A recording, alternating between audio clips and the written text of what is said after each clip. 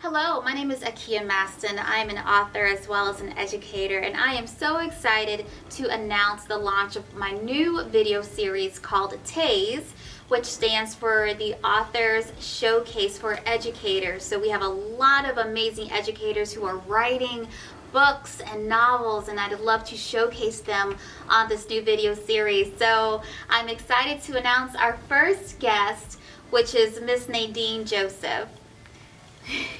And the reason why I am smiling so brightly is that Nadine is a former student of mine in high school. So seeing the amazing things that she's doing and the amazing things that she's creating is just awesome. So I'm excited to highlight her on today's showcase.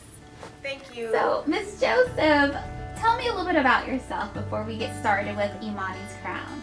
Okay, so I am an educator here in Orlando, Florida. I've been teaching for 4 years. I'm on my 5th year now.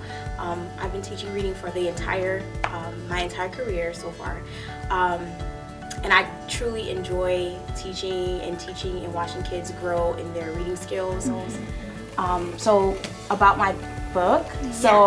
Yes, tell us about Imani's Crown. Yes. And before you get into what the book is about, what inspired you? I wanted my reach to be further than just the classroom.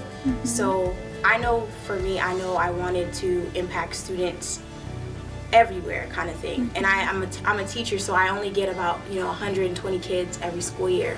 So I thought to myself, how can I reach students further than that and build them, kind of thing. So what better way than to write a book and to have a kid that looks like the students that I feel like I connect to most in their room, and they're reading before they go to bed, instilling those qualities that I think that kids all need: confidence, courage, and just things like that. So you're speaking of confidence and courage. So tell us a little bit more about what Imani's Crown is about. So Imani's Crown is about a little girl. Her name is Imani, and she loves her hair. Her hair is beautiful. Her hair is magical. Okay, so in this book, she's faced with the challenge of competing against the reigning school spelling bee champion. And so she gets put in this situation where she's like, oh my gosh, how am I going to beat this? How am I going to beat this genius, basically? And she gets power and her confidence from her hair. So her hair gives her the confidence that she needs to kind of overcome obstacles, kind of thing. So in this book, it's the obstacle of being in the spelling bee. And so while she's on stage and she's having kind of like a nervous breakdown, her hair kind of just gives her that confidence that she needs. Which I think is important, especially in the African American community, with not only loving who we are, but like you said, having that confidence to shine and not conform to any standards of beauty that's out there, right? Correct. So why do you think it's important for not only little girls, but all children to define who they are and recognize their own beauty?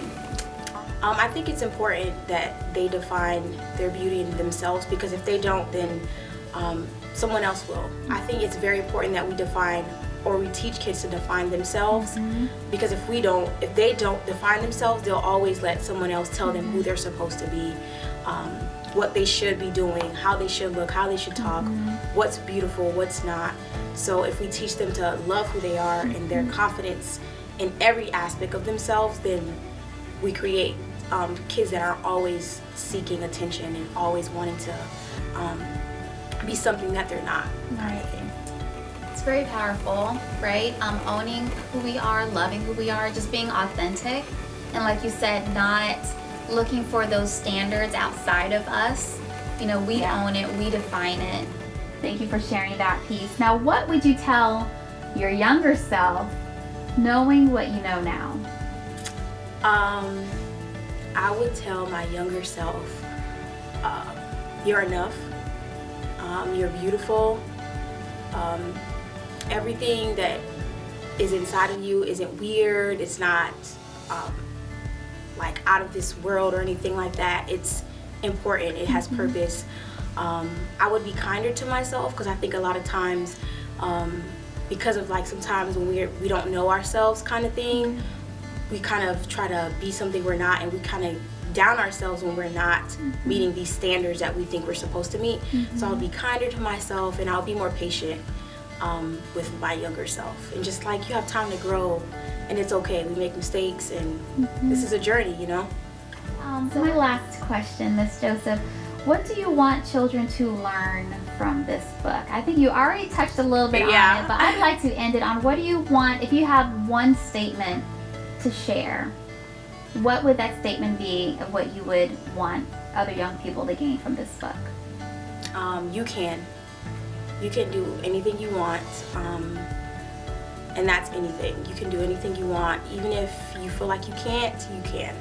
And you're beautiful in all aspects. So, all right. Yeah.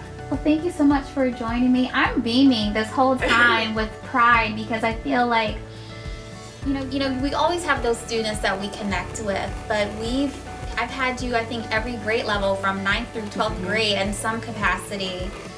So just seeing what an amazing woman you've become, I'm so extremely proud. I feel like not a mama. I'm not as old as your mama, but maybe like an auntie. I'll be an auntie. Yes. So seeing you shine, seeing you blossom, and I think that's a tremendous message that you're sharing with young people today, is just to be comfortable in your skin. So thank you so much for sharing that. And thank you for having me. Of course. Thank you for joining us for our first series, TASE. Thank you.